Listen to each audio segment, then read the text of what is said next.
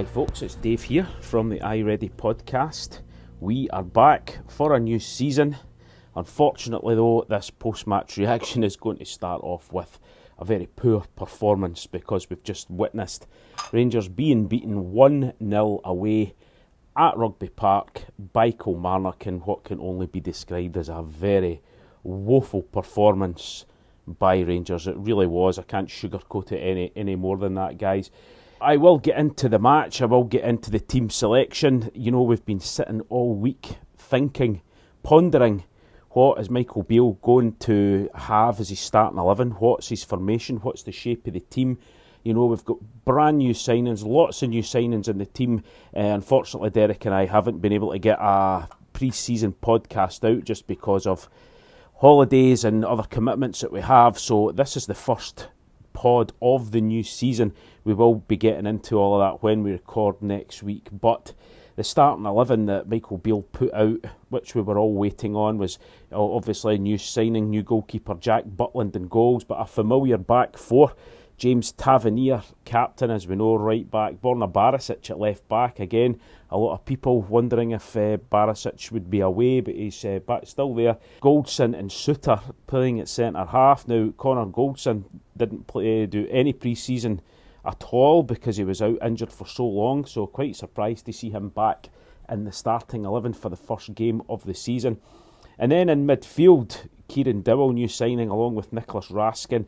And then the surprise one, I think, for the vast majority, is John Lundstrom playing in midfield, with Todd Cantwell being on the bench, which I think we were all a bit puzzled about. And then up front, front three, Sima, Lammers and Dessers, all new signings for Rangers.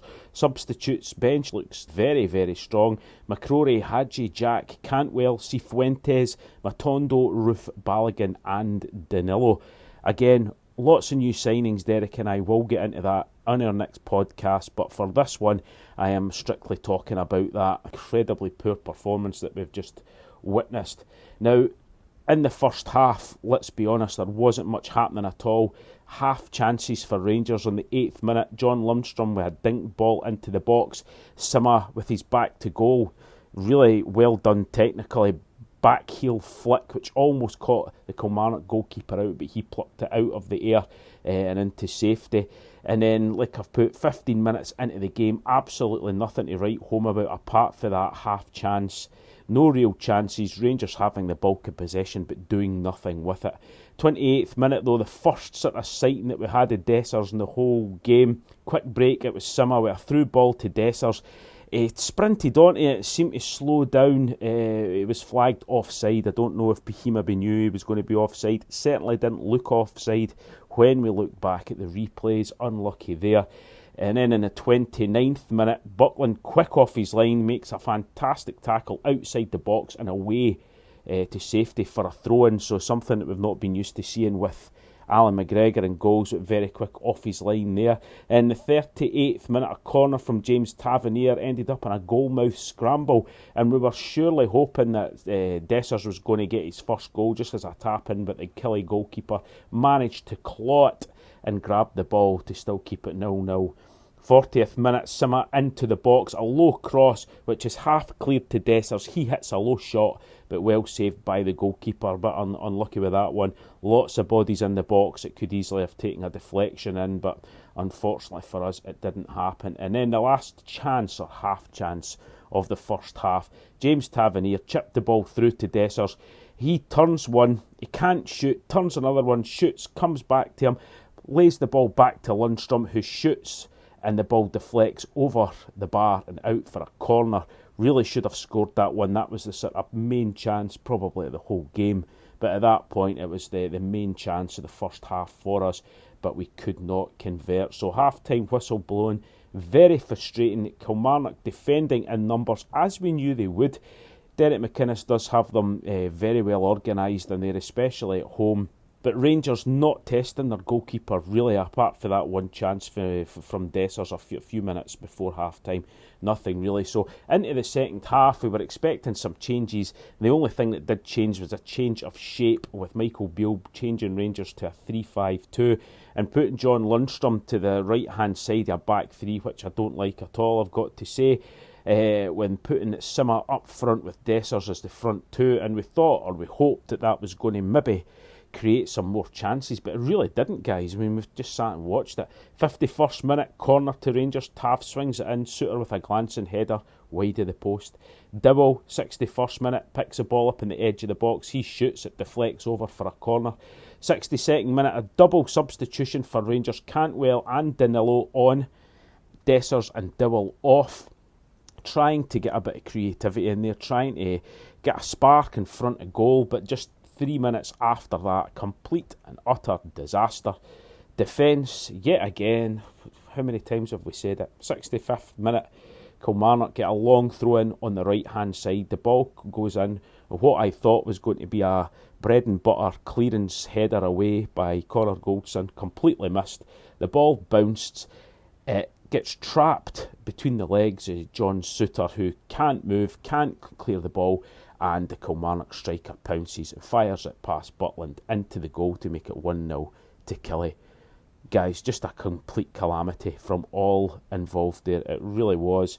We were hoping these defensive errors were going to be ironed out from last season, but that was just real schoolboy stuff, wasn't it? Really poor stuff by Rangers. And then you just got the sense, I think everybody just got the sense that the players knew they were defeated because they did absolutely nothing after that. Michael Beale had to change the shape because it wasn't working. Kilmarnock were first to every ball. We weren't playing whatsoever, so he took Lundstrom off and brought Ryan Jack on to try and maybe get a wee bit of foothold in midfield. But nothing, absolutely nothing. There was hardly anything to write home about after that. Extremely poor in the second half. No one showing up for us whatsoever. No shots on target in the second half. It was really, really poor. The only two things I've got left for the whole of the second half was a long-range shot by Todd Cantwell over the bar. Cantwell just kept slipping. I think he spent more time on the ground than he did standing up. I don't know if it was his footwear, he's not used to the surface. I don't know. It shouldn't be an excuse of a player. His ability. He couldn't get anything going.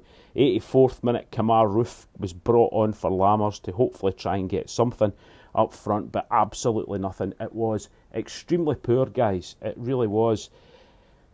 I know that Twitter, or X as it's called now, and other social medias will be going into overdrive now. Rangers fans, you know what we're all like, especially after a defeat or a poor performance, but that really was poor, guys. It really was, and I'm trying to stay positive by thinking surely we can't play as bad as that in the games coming up. I know we've got a lot of new players trying to bed themselves in, trying to make Michael Beale's formations and tactics work, but I'm afraid I can't use that because Kilmarnock are in exactly the same boat. They've brought in a hell of a lot of new players as well, and they just looked a lot more organised. They defended a hell of a lot better than us, and they just seemed to have more of a hunger to win the game than what we did. We're looking for one of these new players just to show us something, to give us a wee glimmer of hope going into the season. And guys, was there any? I really don't think there was. It was very poor. Like I say, it's only the first game of the season. I would rather that we got these dreadful games out the road and these performances out the road with early on, because we all know that the season isn't won and lost in the first few weeks of the season. But we're just looking for a wee bit of heart, aren't we? We're looking for a bit of dig. We're looking for somebody to go and show us something. That's what we need. And we've got this huge game coming up on Wednesday, Champions League qualifier at home against Servette, who will be a very good team. They just knocked Genk out last week with 10 men, so we know that they're going to be battlers. And going by the way that we played tonight, lads, I'm really not looking forward to it. Something that Derek and I disagree on. I think that Derek wouldn't see it as too much of a disaster if we weren't playing Champions League football, just going by the performances in Europe last year.